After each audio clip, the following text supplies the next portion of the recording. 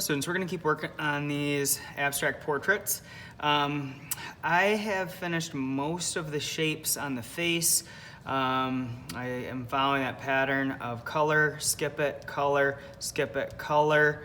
And then on the other side, this shape is color, so that's skip it, color, skip it. So check that. Same thing with the hair. Skip it, color it, skip it, color it, skip it, color it. You can pick whatever colors you want for the hair. You can pick whatever colors you want for the shirt. The face, you want to stick with either warms or cools. Here I have color it, skip it. So this is going to be color. I'm going to choose some, I think I'm going to do some orange here, and I'm going to outline my shape. Remember that we're doing a 2-color mix, so outline it. And then fill it in kind of lightly. And then pick a color that's next to it on the color wheel. Orange is next to red. Orange works with pink. I'm going to do orange and yellow. And then press it on hard to get that mix. And then when that is done, check to make sure that your pattern's complete. So color, skip it, color, skip it, color, skip it, color it. Don't forget to use gray, silver, brown. Those work with every color. Now, if you have that done, then we're gonna start painting it. With your brush, please don't splash it, please don't bang it.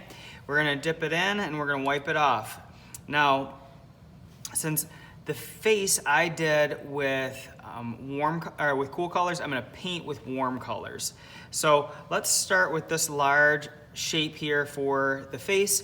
I'm going to use some red. Now, one of the reasons that you're most likely gonna have 2 paints at your table is because there's not as much red in this one, there's more red in this one. So you're welcome to use those. It might make it easier to share too. So I'm gonna take this, and this will end up covering up the black line when it dries if you aren't careful. So outline this.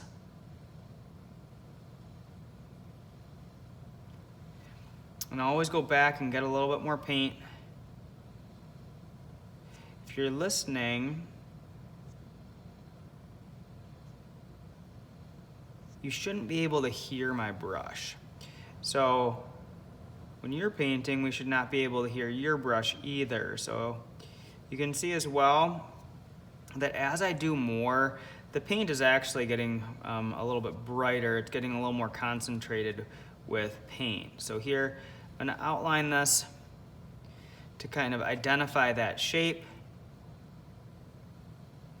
When I do these eyelashes, I wanna be careful not to get paint all over them. So it's another good reason to kind of go around these details. So you can see I haven't used a ton of water. I'm using more paint than water. Now once I have this outlined,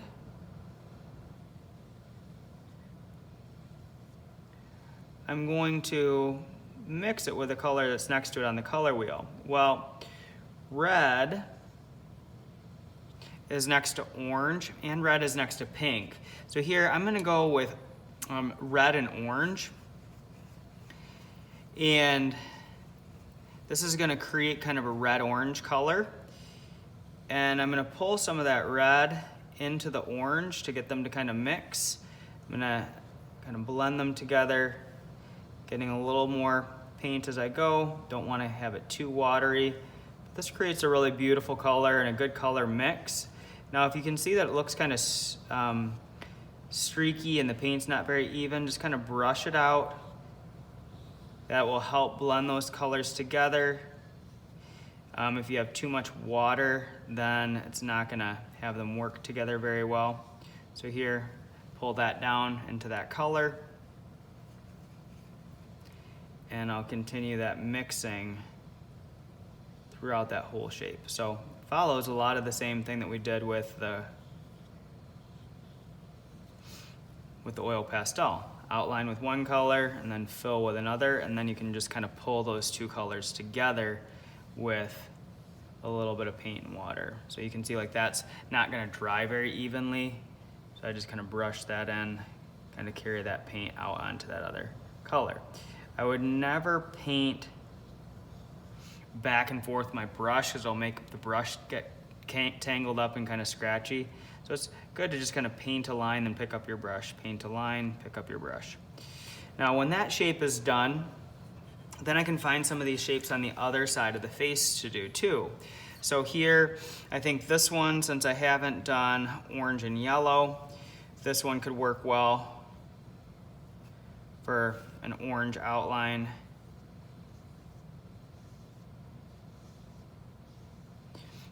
I'm gonna wipe off some of that water because you can see that some of the paint is getting here. And then we'll do, there's not a lot of yellow on this side, so let's move over here instead. I've had students ask too about yellow and green.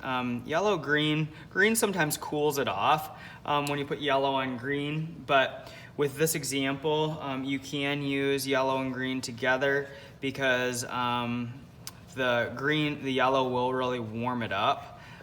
So here we'll go with this. If it's a smaller shape like this, most of it's pretty filled in, but if I do my green, and then I'm gonna use my yellow. You can see that I'm always washing my brush off. The mixing is happening on the paper. I wouldn't mix up my colors in the paint palette, but that's one of my favorite colors. I love that color, how that works together. Another one that I haven't done pink. So let's do pink and red for this one. So I'll outline this one with some pink. And then add some red. If the paint is really thin, like these, they can get broken really easily. So please be extra gentle with your brush. If you're breaking the paint, then you're gonna lose your opportunity to paint. So please just make sure that you're being gentle with your paint and your brushes. So here, I think, since I have this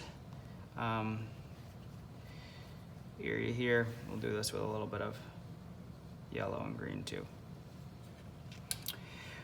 Now, after this, I'm not gonna paint a ton more because I want you guys to have more work time, but once you have the face done, then you can start working into doing the hair.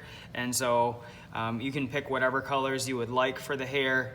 I think with this example, I am gonna go with some yellow orange. I can make it a pattern of warm, cool, warm, cool. So I just continue the same thing. I don't want to go too fast, so let's just pretend that I did the other side. And then I would blend this in. If you happen to get that done, then you can move on to doing the neck and the shirt. Now, I'm just gonna pretend that this is done because I did want to show an example for the clothing. If you want to do, there's dark blue here too because there's not as much of the light blue, but this works well, especially to do things like a mix of dark blue and light blue.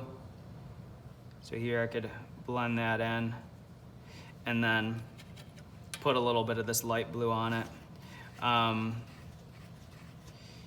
Another good example, so we'll just pretend that that's done. Doing colors like blue and green. I can do a little corner right here of blue and green. So I do the same thing with cool colors, outline here, and then I'm gonna fill here with my green, and that creates kind of a blue-green. I need a little more paint on that, but I'll save this little shape here for painting. This, we'll go here with this blue. One other one that I wanted to show, if you want to make something purple, blue and pink works the best with this kind of paint. Blue and red doesn't really make a very good purple, but here I could do blue first, and usually if you want to make a good purple, you would fill the whole shape in with blue. Instead of outlining with it, you'd outline with it, and then you can fill it in. And then if I put pink on top of it, it will turn it purple. So You can see here, this is an example of doing a blue and purple. Okay. When you do this, it can make your brush really dirty, so I want to make sure to wash that off before I go back into the pink. Otherwise, it's going to start turning your pink all purple. So if other people are needing to use that pink for other mixes, just try to keep it clean. But I'm going to have to brush this out to evenly paint that. So like right now, it doesn't look very good.